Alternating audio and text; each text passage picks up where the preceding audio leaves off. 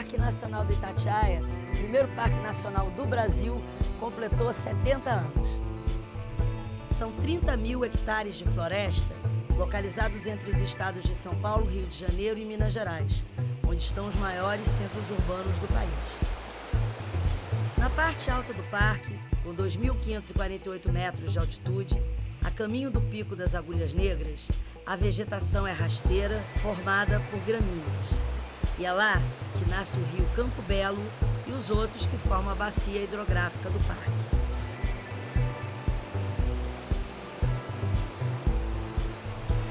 Na parte baixa, ao redor desses rios, quilômetros e mais quilômetros de Mata Atlântica que foram preservados graças ao decreto assinado por Getúlio Vargas em 1937, criando a primeira área de conservação ambiental do Brasil. No meio dessa massa verde que é a mata, a gente encontra muitas aves que já foram estrelas aqui do nosso programa. Lembra? O mulungu, a quaresmeira, o ipê, a embaúba, a paineira. E também tem as mais raras, aquelas que muitas vezes estão em extinção, como o jacarandá, o cedro, o jequitibá. E aqui também tem muito palmito jussara. Vivendo entre as mais populares, as mais famosas, surge uma nova espécie, essa você nunca ouviu falar, nem sonhou em conhecer. Essa é a mais nova descoberta da equipe de pesquisadores do Jardim Botânico do Rio de Janeiro, aqui no Parque Nacional de Itatiaia, a Rândia itatiaia. É uma nova espécie da Mata Atlântica brasileira que leva o nome do parque em comemoração aos seus 70 anos. E o Pé de Quê dá essa notícia em primeira mão.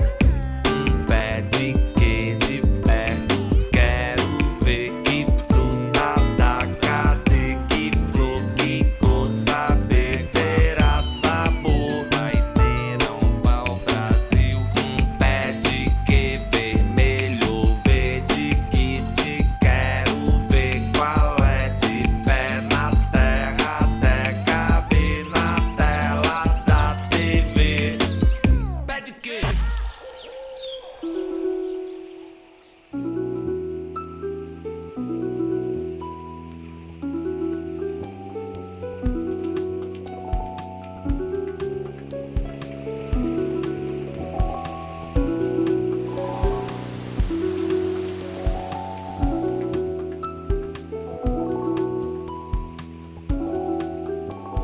Parque Nacional, Reserva Ecológica, Área de Proteção Ambiental, Unidade de Conservação, todos são nomes que você deve escutar bastante por aí, né?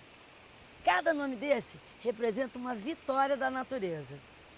O nome Parque Nacional, por exemplo, foi o primeiro de todos, como ideia, como conceito e como realização. E o local escolhido qual foi? Itatiaia. Parques nacionais são áreas do Estado protegidas por lei e administradas por órgãos federais que têm como principal objetivo preservar ecossistemas naturais de grande importância ecológica, com nascentes, rios, cachoeiras, água, muita água. Com milhares de diferentes espécies de fauna e flora e de uma beleza exuberante como essa.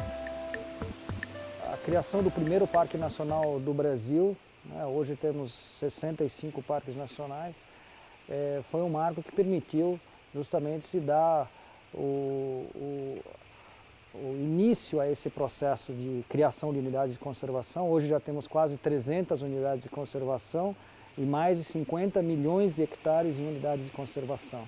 Então toda essa história começou, né, com a criação do primeiro Parque Nacional há 70 anos atrás. O Parque Nacional, ele essencialmente tem como objetivo a proteção da sua biodiversidade, né, e oferecer também um campo para isso especial de pesquisa e também oferecer educação ambiental e a visitação pública como forma de conscientização e como forma de envolver as pessoas com a questão ambiental, para que a sociedade, então, faça uma pressão para que essa proteção ela se amplie muito além das unidades de conservação. O que é legal num parque nacional é isso, que ao mesmo tempo que as pessoas vêm aqui para passear, se divertir, aqui é quase um laboratório científico, tem um monte de gente estudando. E o bom é aproveitar essa preservação, conhecer, bichos, né? Aves que você não conhece, conhecer, por exemplo, uma árvore pessoalmente, daquelas que você só conhece de nome. Você imagina quantos pesquisadores e estudiosos o Parque Nacional do Itatiaia recebe? Muitos. Mas o principal parceiro é o Jardim Botânico do Rio de Janeiro, que como está sempre aqui estudando, fuçando, cuidando, preservando, descreveu essa espécie aqui.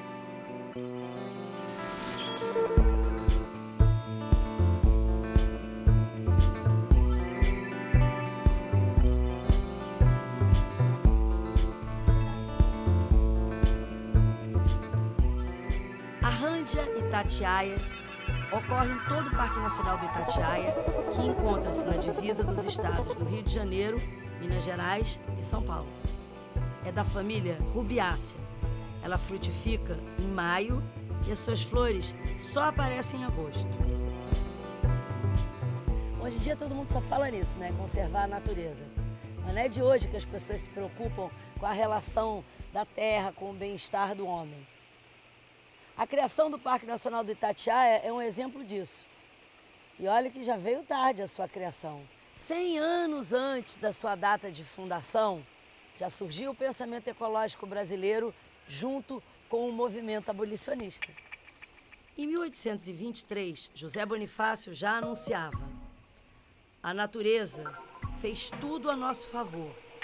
Nós, porém, pouco ou nada temos feito a favor da natureza.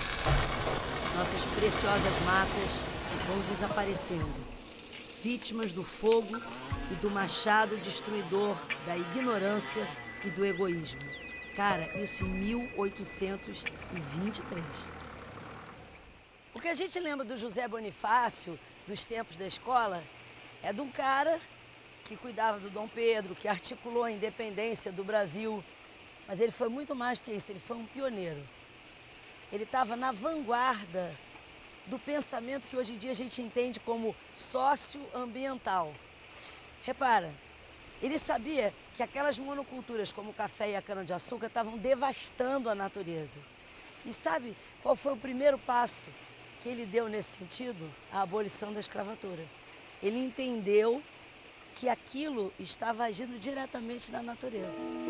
Em 1880, Joaquim Nabuco fundou a Sociedade Brasileira contra a Escravidão e foi o maior responsável pela abolição em 1888. Ele também acreditava que enquanto houvesse escravidão, não haveria uma relação saudável entre o homem e a terra no Brasil.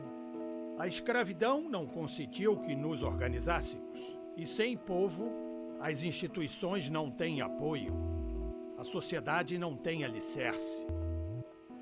A cada passo, encontramos e sentimos os vestígios desse sistema, o que reduz um belo país tropical ao aspecto das regiões onde esgotou a força criadora da terra.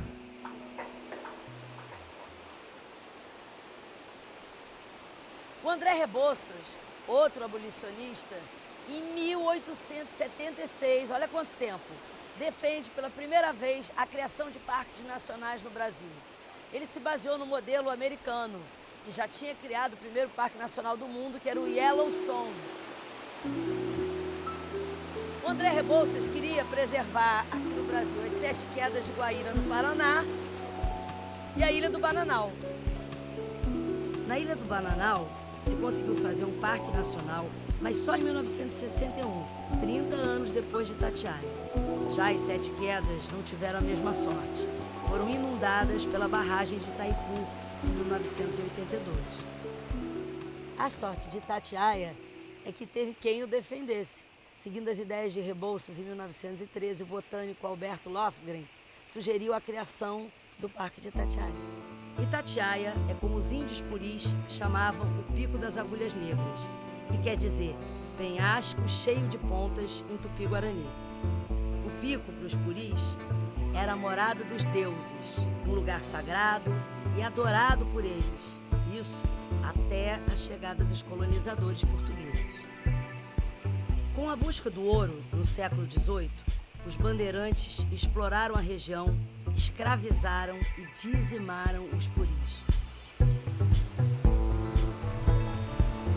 Em 1908, a Fazenda Federal comprou as terras que hoje são o parque para fundar 2 núcleos coloniais. Eles não deram muito certo. Depois, essas terras foram concedidas ao Visconde de Mauá, que explorou na região o carvão vegetal, mas que também não deu muito certo, porque não tinha mão de obra escrava.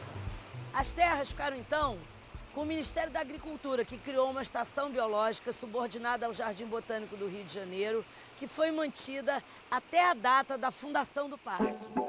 Nessa época, Alberto Löffring, pesquisador do Jardim Botânico, defendia a proteção ambiental e a abertura da região para turismo e pesquisa. Finalmente, em 1937, Getúlio Vargas assinou o decreto da criação desse primeiro parque nacional às vésperas do Estado Novo. Na inauguração, Vargas foi acompanhado por Góes Monteiro e Campos Porto, pesquisador do Jardim Botânico do Rio de Janeiro e o primeiro diretor do parque.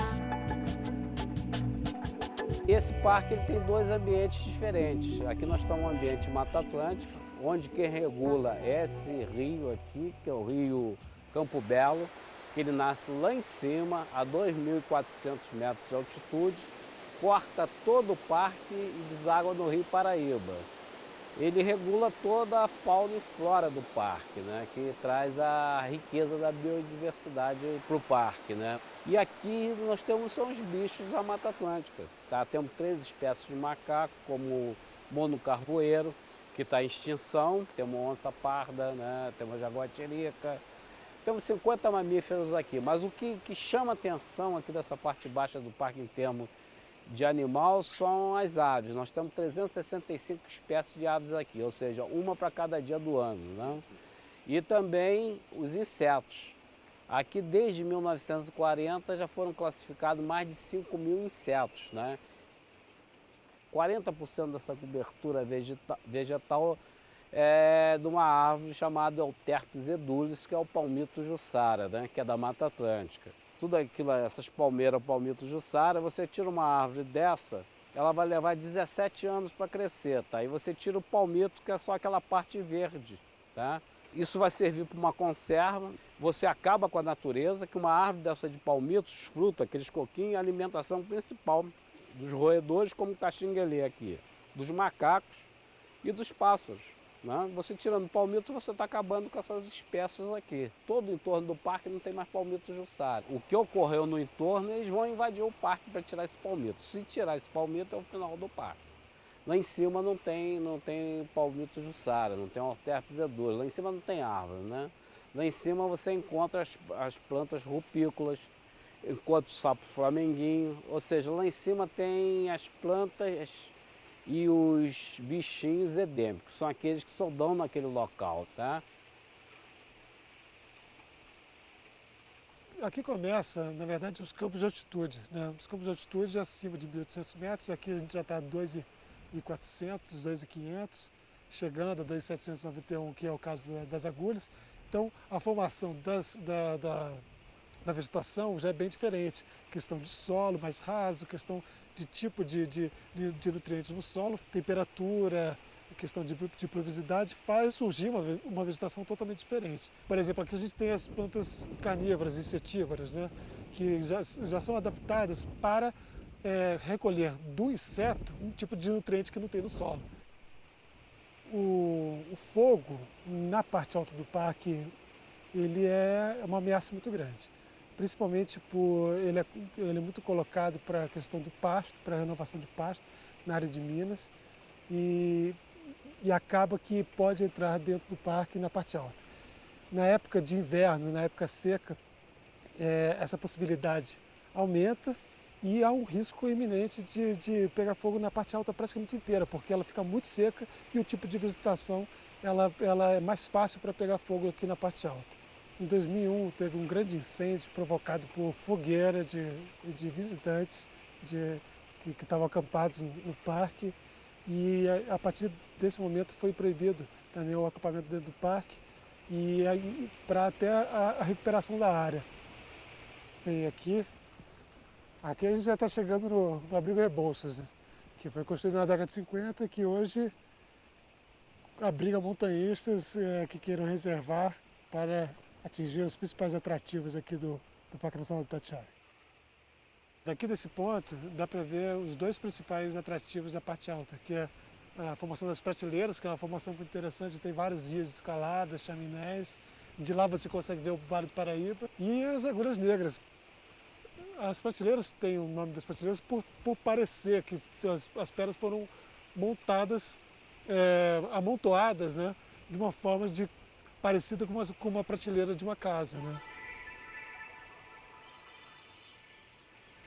Muitos dos visitantes que vêm para o parque aqui em Itatiaia acham que tem poucos atrativos, que devia ter mais, sei lá, umas coisas acontecendo, principalmente quando chove. Quando chove o pessoal fica intocado nas pousadas, nos hotéis, reclama da chuva. Mas tem um cara que adora quando chove, que ele acha que aí é que fica bom. É o Marcos Sacoê. Por que dia de chuva é melhor ainda? Olha, não é que dia de chuva seja melhor ainda. Eu acho que Itatiaia é bom de noite, de dia, no sol, no calor, no frio. Mas eu prefiro dia de chuva porque pelo menos uma parte da bicharada está mais contente. E a minha mania é correr atrás desses bichos, desde inseto, que em chuva eles ficam mais fáceis de achar para o fotógrafo porque eles se escondem. Quando eles se escondem, geralmente eles estão por debaixo da folha. Você levanta a folha, tem ele quietinho lá te esperando. Para ser fotografado. E eu tenho mania de coisas esquisitas. Eu gosto de perereca. Perereca em chuva, ela começa a gritar, ela está felicíssima. Antes de chover, você já começa a ouvir o barulho e a pererecada chamando a chuva. Muito legal isso. E isso é desde menino? O que veio primeiro? A sua paixão pelos insetos e por essas coisinhas? Ou ao contrário, primeiro você se apaixonou por Itatiaia e aí depois você começou a reparar nos detalhes? Eu acho que o que veio primeiro, ao meu ver, foi a miopia. Eu sou míope desde menino. E eu acho que ver inseto, ver coisa pequena, era uma vingança contra a miopia desde criança. A outra é Itatiaia. Eu fui em Itatiaia a primeira vez, eu devia ter uns 12 anos, não me lembro o que era. Não me lembro da idade, eu me lembro que era muito menino, fui passar uma Semana Santa lá com meus pais. E a sensação que eu tive é que eu tinha sido enganado até aquela idade, quer dizer. Eu achava que o Brasil era aquele Brasil meio espinafrado, sabe, de pasto, meio corroído, aquela vaca magra, porque era o que eu imaginava desde menino como o Brasil rural, por causa de fazenda. Fazenda que a gente vê, a gente acha bonito porque não nos mostra outra coisa, mas geralmente fazenda é uma coisa muito, quase pelada, né? É um Brasil que a gente já perdeu, tem lá um resto do que sobrou. Quando eu cheguei em Itatiaia, descobri que Itatiaia tinha cheiro, cor, coisas que eu nunca tinha associado ao Brasil. Eu virei brasileiro aos 12 anos em Itatiaia. Que maravilha. Antes eu estava sendo tapeado por todo mundo. Em relação aos outros parques que você conhece e tal, o que Itatiaia tem de diferente desses outros lugares? É o primeiro parque. Quer dizer, o Brasil é um dos países do mundo que mais custaram a tomar a decisão de fazer parque nacional. Ele fez muito tarde. E Itatiaia foi o primeiro, está fazendo agora 70 anos e tal, então ele é um marco de uma coisa que o Brasil fez a duras penas, fez pequenininho e só depois que começou a tentar acompanhar uma coisa que na época que ele fez já era uma onda consagrada no resto do mundo, e mesmo na América do Sul. A outra coisa é que tem um parque ainda com essa, por mais degradada que tinha sido a região, ele ainda tem áreas intocadas dentro do Itatiaia, apesar também do tamanho dele não ser muito grande. Você ainda desce das agulhas, ou até hoje, é uma vegetação do Pleistoceno que sobrou lá por acaso. Entendeu? Porque o clima lá, por causa da altitude, é tão diferente do daqui de baixo, que tem uma vegetação andina que já devia estar extinta há mais de 10 mil anos, que lá sobrou. Depois você desce um pouco, você entra numa mata de transição que parece que já está no Paraná. Você encontra vastos bosques de araucária, nativo, ninguém plantou. Desce mais um pouco, você está numa mata primária linda. É uma mata ainda muito importante. Desce mais um pouco, você vê o quarto milagre do parque, que é o fato de que aquilo tudo era uma fazenda no começo do século XIX. E aí, naquele negócio que foi todo estragado, 70 anos de abandono, fizeram uma outra mata que não é a primária, mas é uma mata que dá para divertir muito, né? Não, isso é que é bom também de falar. Você vê, sem fazer nada, sem ninguém cuidar, com 70 anos, a resposta que vem. E as pessoas falam, mas isso é muito a longo prazo. Nossa, quando eu fico pensando em termos de 1000 anos no Jequitibá, 70 anos a gente já consegue uma mata tão vigorosa e bonita e rica e diversificada, e que tantos bichos voltam, a água volta, tudo fica bacana de novo. Tem uma capacidade de recuperação, agora tem que começar a recuperar. Muito antes de Marcos Sá, uma lista enorme de naturalistas, botânicos, muitos visitantes e pesquisadores se apaixonaram pelo Parque de Itatiaia. Quer ver? Em 1849, Von Martius, que pesquisou a flora brasiliensis. Depois, o nosso tão falado no pé de quê, Auguste Glasiou, escalou o Pico das Agulhas Negras acompanhando ninguém menos do que a Princesa Isabel. Também os botânicos Ernesto Valle, Per Duntsen, o pesquisador francês Auguste Saint-Hilaire, que em 1922 classificou centenas de espécies da flora de Itatiaia, os botânicos brasileiros Firmino Tamandaré de Toledo Júnior, em 1913, J. Sampaio, em 1927, Brad, na década de 40, e Vinícius de Moraes, na década de 30. Depois, ainda teve o pintor Guignard, que em 1940 praticamente se mudou para cá. E o Sebastião Neto, em 2007. O Sebastião é pesquisador do Jardim Botânico do Rio de Janeiro e foi quem descobriu a rândia e resolveu batizá-la de Itatiaia. Eu fiz o meu doutorado aqui no parque, né, e trabalhei com as espécies de rubiácea, que é a família dessa planta. E no processo de descrição, de reconhecimento das espécies, né, a gente viu que, na verdade, essa espécie ela ainda não tinha sido descrita, né, não tinha sido classificada, e a gente está classificando aí como uma espécie nova, né, e até em homenagem aí o nome, o epíteto específico, Itatiaia, até em comemoração aí aos 70 anos do parque. Então, essa é a rã de Itatiaia, ela é da família Rubiácea, que é a família do café, a família do genipapo. Essa árvore, ela tem uma consistência do caule bastante dura. Aqui no parque ela é conhecida como osso de burro. E o osso de burro é exatamente em função da consistência aí do caule, que é muito dura, entendeu? O fruto tem essa consistência carnosa, as sementes elas são escuras, né? Mas no fruto verde ele é embebecido por uma substância gelatinosa bastante adocicada. A gente não viu, né? Como a gente encontrou esse fruto aqui, a gente já encontrou em outros estágios recém-caído, verde ainda, e ruídos, né? A gente mostrou para as pessoas que trabalham com zoologia aqui, eles, pelas características, parece ser disperso por roedores. Tá? A folha, ela tem esse formato arredondado, né? Você passando a mão tem essa textura um pouco vilosa. As flores são de 3 a 4 centímetros, são flores brancas. É uma planta dioica, né? Tem indivíduos masculinos e femininos. Tem dois indivíduos aqui, ó. Esses dois indivíduos aqui a gente ainda não sabe o sexo deles. Por quê? Porque a gente não coletou flor, né? E para saber o sexo tem que ter a flor, né? São polinizadas por mariposas, é uma polinização noturna, é uma flor bem perfumada. Então esse aqui é o indivíduo masculino da rândia Itatiaia. É um indivíduo mais robusto, mais avantajado, que tem um diâmetro maior, tem mais ou menos 10 metros de altura. Né? Do grupo que eu trabalho aqui no parque são 51 espécies, para você ter uma ideia, das 51, 3 tem problema de conservação. Uma, no mundo, ela só corre aqui, lá na parte alta do parque, e está criticamente ameaçada de extinção. Né? Essa, a rândia, a gente não pode afirmar ainda que é uma espécie endêmica, mas a gente sabe que, até em função do número de indivíduos que a gente conhece, em torno de 40 indivíduos dessa planta aqui, deve ter algum problema de conservação. E tem uma outra que é endêmica do Rio de Janeiro, né? Então o que isso representa? Representa que o parque apresenta uma grande capacidade ainda de potencial para desenvolvimento de pesquisas científicas. Visual incrível, um ar purinho, árvores lindas, água pura. Isso tudo me faz pensar como foi importante toda essa história que a gente acabou de contar sobre a criação do Parque Nacional de Itatiaia. O Bonifácio, o Rebouças, o Glasiou, o Saint-Hilaire, o Sebastião e a rândia Itatiaia. Pensar que essas pedras têm aproximadamente 70 milhões de anos e que hoje a gente pode olhar para elas do mesmo jeito que outra pessoa olhou há milhares de anos atrás. Pensar que os meus filhos, netos, bisnetos, tataranetos vão continuar por outros milhares de anos a fazer o mesmo. Eu acho que tudo isso junto faz esse momento ser muito especial. Vou puxar com você um Viva o Parque Nacional de Itatiaia. Viva!